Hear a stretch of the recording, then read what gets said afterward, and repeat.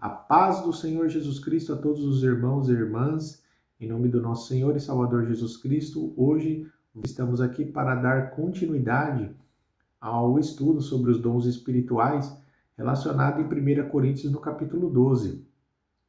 E hoje a gente vai tratar a respeito do dom de cura, né, que é um dom muito importante, que os cristãos possam se aprofundar cada vez mais. Isso daqui vai ser só um resumo. Esses vídeos relacionados a dons espirituais é que o cristão ele desperte em si a vontade de conhecer esse presente que o Espírito Santo tem dado aos cristãos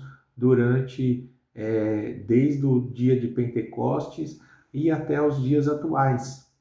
Os dons espirituais vão sempre fortalecer o poder de Deus na vida das pessoas e com certeza faz toda a diferença. Se tratando do dom de cura, a gente pode dizer, a princípio, que a fé cristã e o dom de cura, elas são inseparáveis.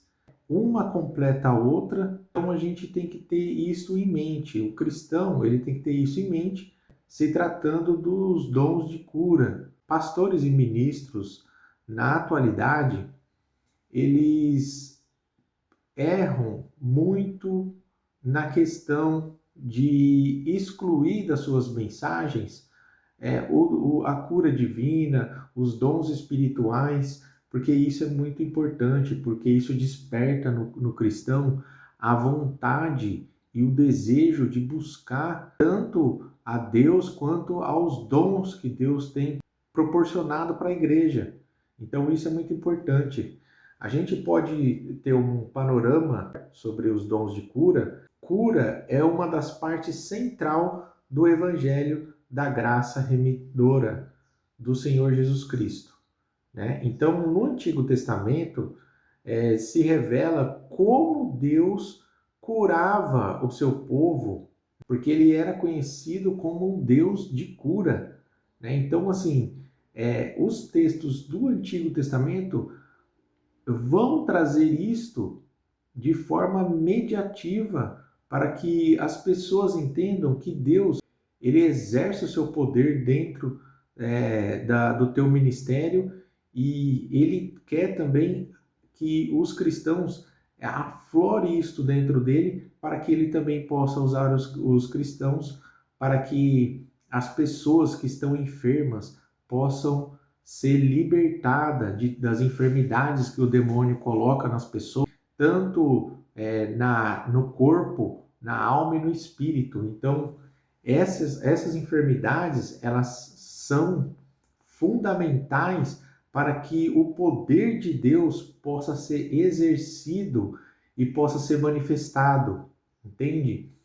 Então a gente olha em Êxodo, no capítulo 15, no verso 26, o Senhor diz assim: se ouvires atento a voz do Senhor teu Deus e fizeres o que é reto diante de seus olhos, e inclinares os teus ouvidos aos seus mandamentos e guardares todos os seus estatutos, nenhuma das enfermidades porei sobre ti, que pus sobre o Egito, porque eu sou o Senhor que te sara.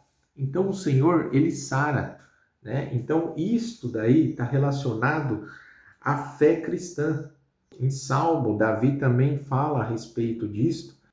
Ele é o que perdoa todas as tuas iniquidades, que sara todas as tuas enfermidades. O próprio Deus, ele vem trazendo essa mensagem desde os tempos antigos até os dias atuais. O mesmo Deus que tirou o povo do Egito é o mesmo Deus que opera hoje. Então a gente não pode duvidar disso. Em Malaquias, no capítulo 4, no verso 2, diz assim: mas para vós, o que temeis o meu nome, nascerá o sol da justiça, e cura trará nas suas asas, e saireis e saltareis como bezerro da estrebaria.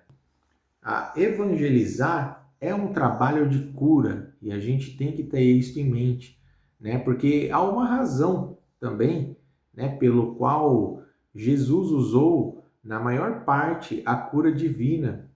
É porque é o método mais eficaz de comunicar o amor, a graça e a bênção de Deus para que as pessoas venham a Ele por meio da cura divina. Então a gente olha também a questão que fala que Jesus e todas as doenças que estavam em nós estavam incluídas no ato da sua redenção, né? A gente pode observar isto em Isaías, no capítulo 53, que diz assim no verso 4: verdadeiramente ele tomou sobre si as nossas enfermidades e as nossas dores levou sobre si, e nós o reputávamos por aflito, ferido de Deus e oprimido.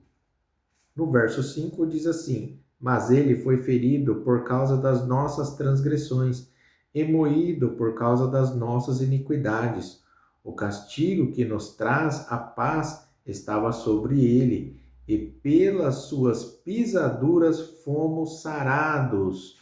Olha só que tremendo, né? Então, pelas pisaduras do nosso Senhor e Salvador Jesus Cristo, fomos sarados. No verso 10 diz assim: todavia o Senhor agradou moê-lo, fazendo enfermar quando a sua alma se puser por expiação do pecado. Verá a sua posteridade, prolongará os seus dias, e o bom prazer do Senhor prosperará na sua mão. Isaías, no capítulo 53, né, fala da sua redenção, né, e Mateus confirma isso no capítulo 8, a partir do 16, diz assim: e chegada a tarde, trouxeram-lhe muitos endemoniados, e ele com a sua palavra expulsou deles os espíritos e curou todos os que estavam enfermos, para que se cumprisse o que fora dito pelo profeta Isaías, que diz: ele tomou sobre si as nossas enfermidades e levou as nossas doenças. Olha só que importante. Então, irmãos, nós temos tudo. A mensagem central do Evangelho de Cristo foi a cura. Então, nós não podemos negligenciar a respeito dos dons espirituais, porque é um mandamento, é uma promessa de Deus para nós. Então, que nós possamos estar cada dia mais atentos sobre as questões de Jesus. Praticamente 70%, 2/3 do seu ministério foi baseado em curas, né? Em curas de enfermidades, né? Então Deus ele quer que a gente cura os enfermos, quer que a gente expulse o demônio, quer que a gente propague o evangelho, né? Então a gente tem que fazer isso. E Pedro também ele fala a respeito disto, né? 1 Pedro, no capítulo 2, no verso 24, ele diz assim, ó: levando ele mesmo em seu corpo os nossos pecados sobre o madeiro, para que, mortos para o pecado, pudéssemos viver para a justiça, e pelas suas feridas fostes sarado. Olha só, Jesus ele fez coisas maravilhosas, né? Então devemos estar engajado em expulsar demônios, em orar por cura divina, para a renovação dos dons da cura divina. E Jesus diz que a renovação dos dons de Deus, a verdadeira prova é expulsar, curar, e isso é o reino dos céus. Quando João Batista mandou perguntar se Jesus era aquele que havia de vir, a gente vê, né, que Jesus mostrou o dom de cura como uma das provas. Então devemos estudar os dons em profundidade para trazer almas perdidas a Deus. a cura divina não é somente uma experiência de fé, ela é dom do Espírito Santo. Então devemos estar atentos sobre isso. Então, a cura divina é o melhor método para mostrar o amor e a misericórdia de Deus. Além disso, os demônios colocam enfermidade nas pessoas, resultando em muitos males. Os ministros de Deus devem orar em nome de Jesus Cristo para libertar das garras do diabo e assim mostrar o enorme poder do Evangelho. Porque nós temos a saúde de Cristo. 39 chibatadas diz a Bíblia, que pelas suas pisaduras fomos sarados. Em cada gota do sangue do Senhor Jesus Cristo é dado a cura para esta geração. Então, a responsabilidade que nós temos, né, nos dons do Espírito Santo, que está à nossa espera, dar continuidade, pedindo até que receba. A gente olha em 1 Coríntios, no capítulo 14, no verso 12, que diz assim: assim também vós, como desejai dons espirituais, procurar abundar neles para a edificação da igreja. Isso daí, ela é uma ordem direta para que a gente possa procurar, né, abundar, né, sobre estes dons espirituais. Então, o Espírito Santo, ele trouxe o dom a fim de levar o evangelho a uma geração que está desacreditada. O mundo está cansado e impaciente de tanto ouvir falar de Jesus. As pessoas desejam experimentar Jesus. Não estamos falando de entregar apenas boas novas às pessoas, mas devemos entregar, mergulhar, né, neste evangelho de poder e de libertação. Porque Deus, ele quer maravilhoso evangelho de poder e libertação na vida das pessoas.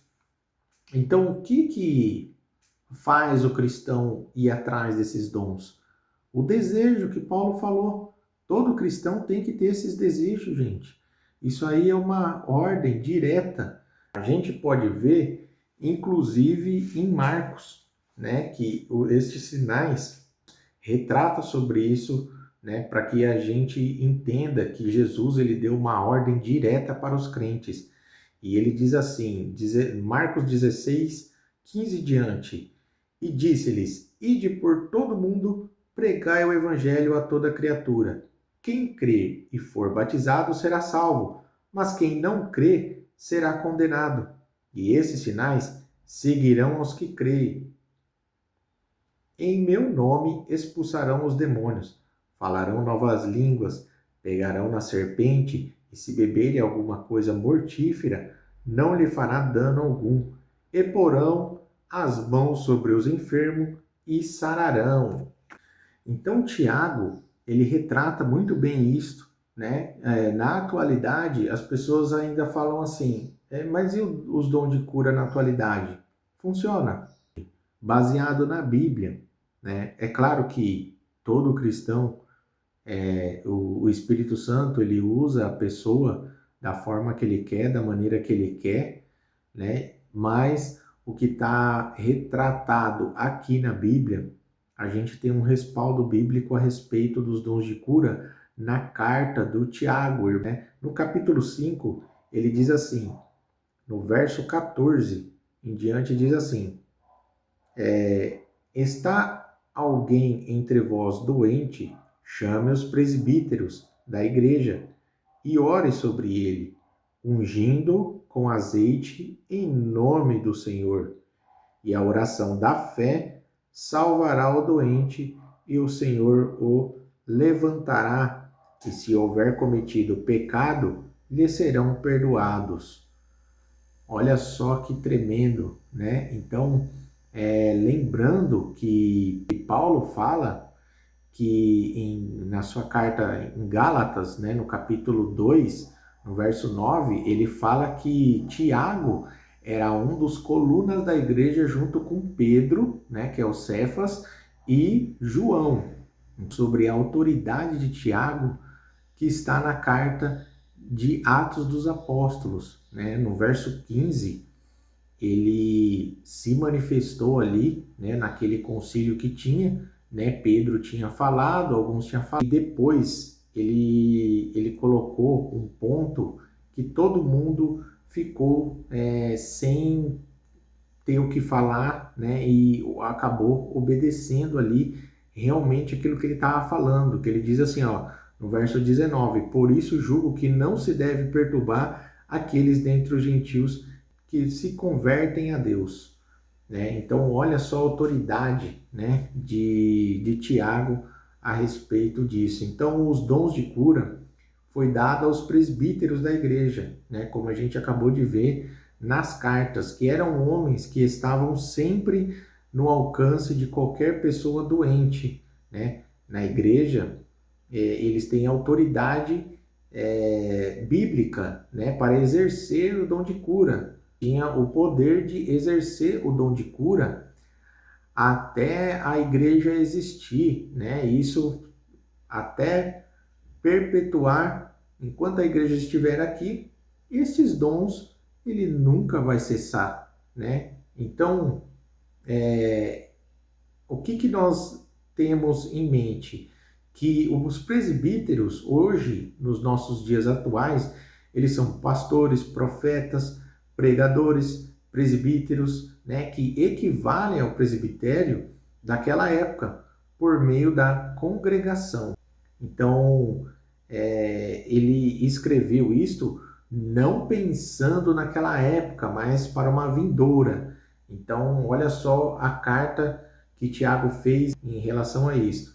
Então, a carta de Tiago, ele se trata de uma oração de fé e o óleo da unção, que são essenciais na carta de Tiago. Então, a oração da fé e o óleo simbolizando a unção do Espírito Santo na vida daquela pessoa. Então, é de responsabilidade nossa, responsabilidade de todos os cristãos, buscar este dom e aperfeiçoar nele, né? Como diz as Escrituras.